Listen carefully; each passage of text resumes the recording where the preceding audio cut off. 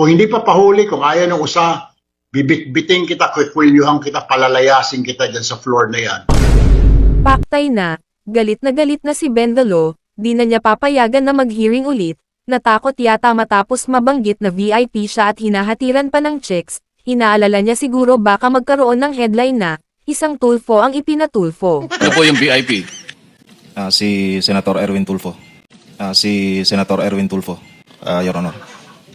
Tapos po, maya-maya dumating din po yung dalawang babae. Inakyat po namin doon sa president. Akala ko tatlong pinagpipilian, pinakamababa, 5. Dalawa lang pala.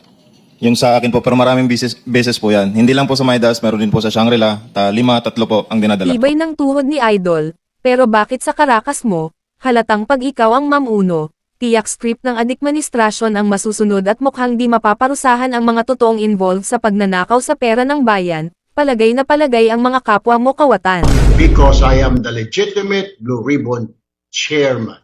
Bibit-biting kita, kukwilyuhan kita, palalayasin kita dyan sa floor na yan. Hindi ko papayag na maghihiring-hiringan kayo dyan. At I will have you arrested. I promise. Kahit na senador ka, kahit na sinasabi mong matanda ka na, ilang taong ka na sa Senado, try me. Magpahiring ka ng Blue Ribbon ulit. Magpahiring ka. I don't care kung dati kang Senate President, dati kang Speaker of the House, I don't give up. Talagang papahuli kita. Kung hindi pa pahuli, kung ayaw ng usa, bibit-biting kita, kukwilyuhan kita, palalayasin kita dyan sa floor na yan.